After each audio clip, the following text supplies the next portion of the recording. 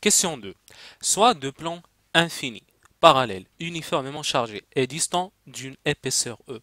L'un ayant une densité surfacique sigma supérieure à 0, l'autre avec une densité surfacique moins sigma.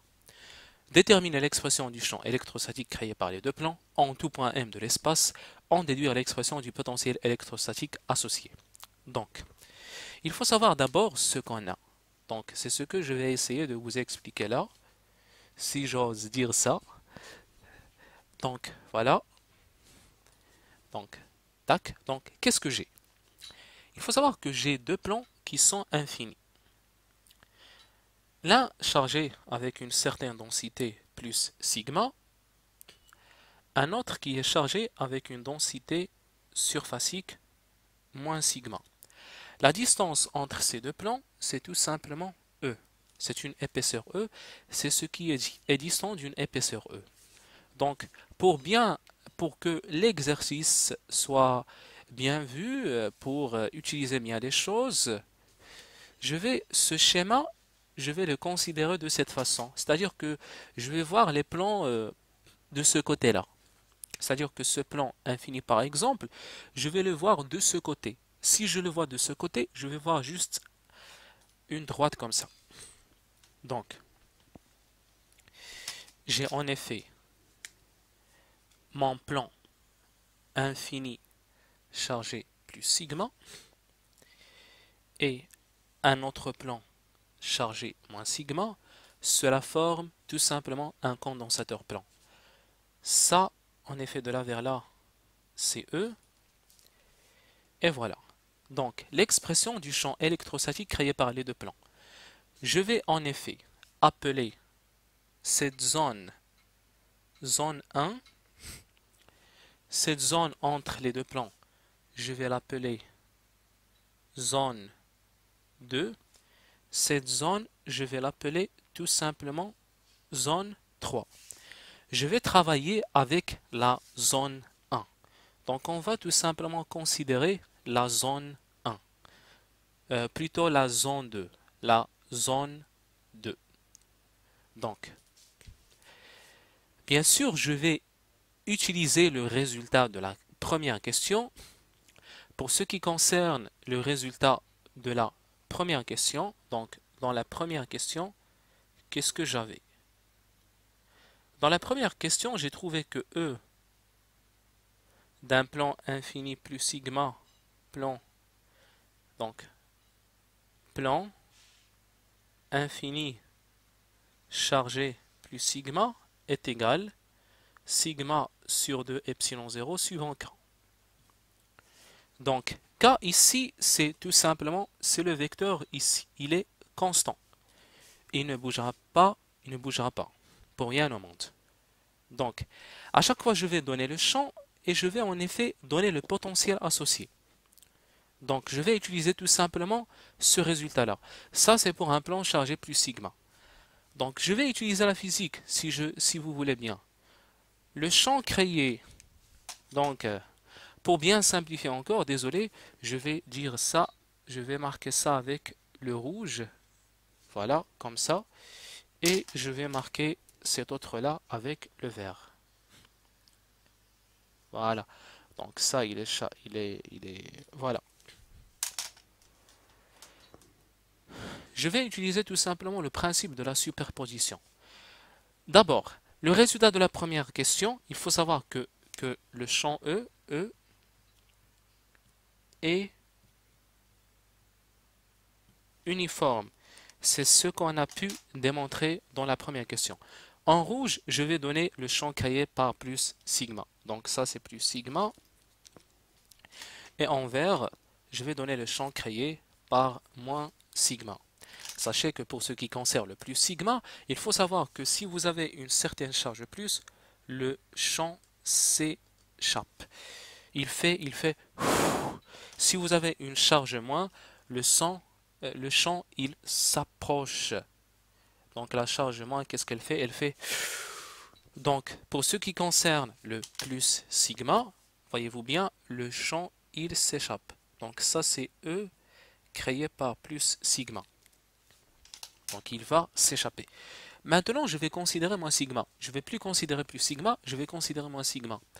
Donc, moins sigma, puisque le champ il, puisque ça c'est un charge, puisque ça c'est une charge négative, il va en effet, le champ E, il va s'approcher vers moins. Donc ça c'est E moins sigma. Voilà. Donc ici en effet ça va donner. Normalement, on peut utiliser le principe de la source vers l'objectif. La source, c'est le plan là qui est en rouge, plus sigma. Donc, plus sigma sur 2 epsilon 0. Normalement, le vecteur que je vais utiliser, c'est de la source vers l'objectif. Le vecteur de la source vers l'objectif, c'est moins k. Voilà. Donc, ce moins, je vais le faire sortir ici.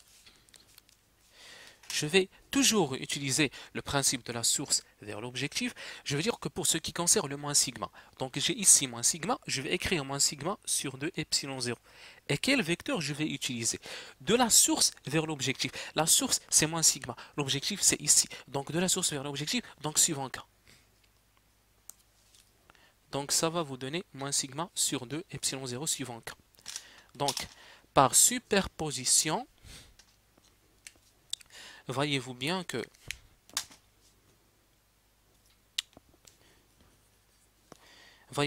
par superposition, E, donc par superposition,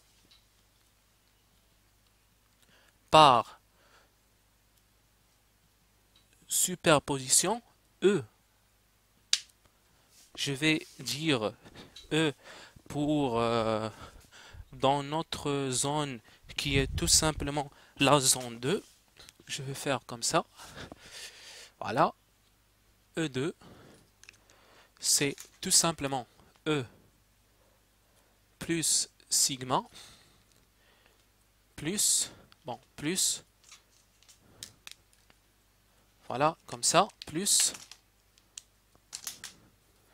E moins sigma. Alors, ça va vous donner moins sigma sur 2 epsilon 0.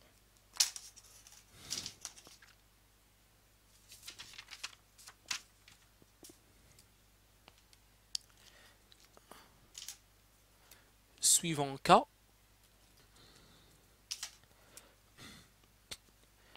Moins sigma sur 2 epsilon 0 suivant K. Finalement, E dans la zone 2, c'est tout simplement moins sigma sur epsilon 0 suivant K. Donc ça, c'est E2 en toute simplicité.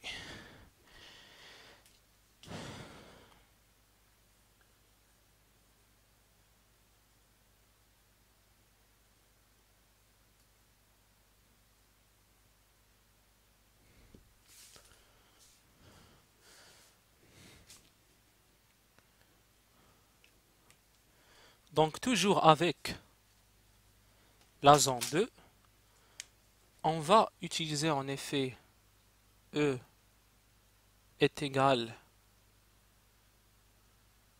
moins grade V.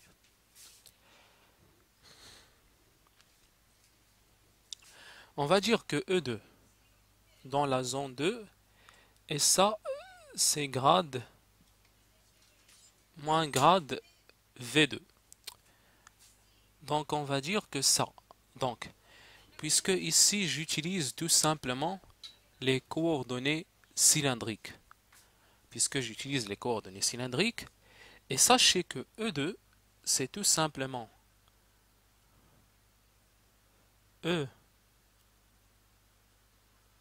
Z suivant K qui n'est autre que moins grade V2.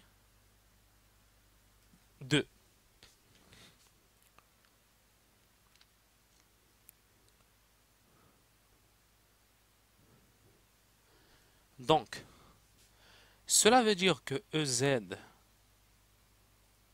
suivant K, c'est moins dV sur dz suivant K. Sachez que je peux écrire les autres composantes du grade, mais par identification, ils sont nuls. Par identification, parce que j'ai ici EZK est égal à ça, suivant K. Donc finalement, je trouve que EZ, là je détaille pour que vous voyez bien les choses. Puisque j'ai une seule variable, ça va devenir D3, ça va devenir D3, donc moins dV sur dz. Ce qui implique que dV, c'est tout simplement moins EZ dz. Ça, c'est une approche. Il y a une autre approche, tout simplement, qui est la suivante. C'est que, en considérant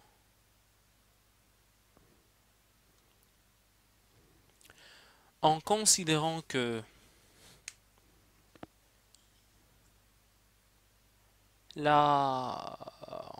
en utilisant la notion de circulation, c'est-à-dire que c'est,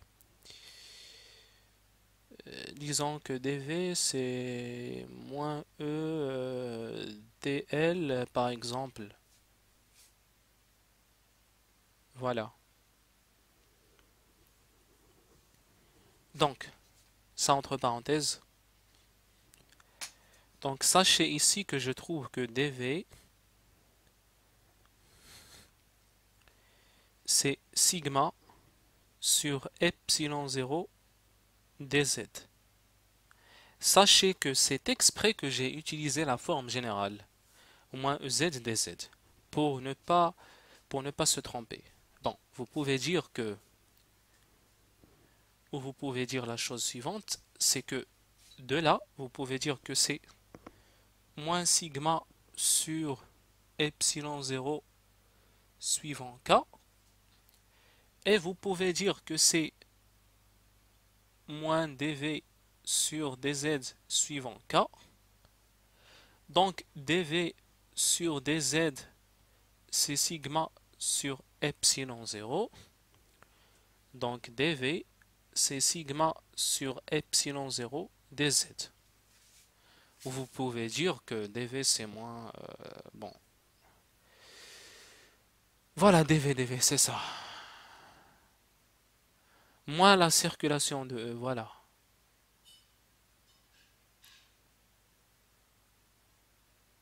Voilà, moins la circulation de E, c'est dV, donc.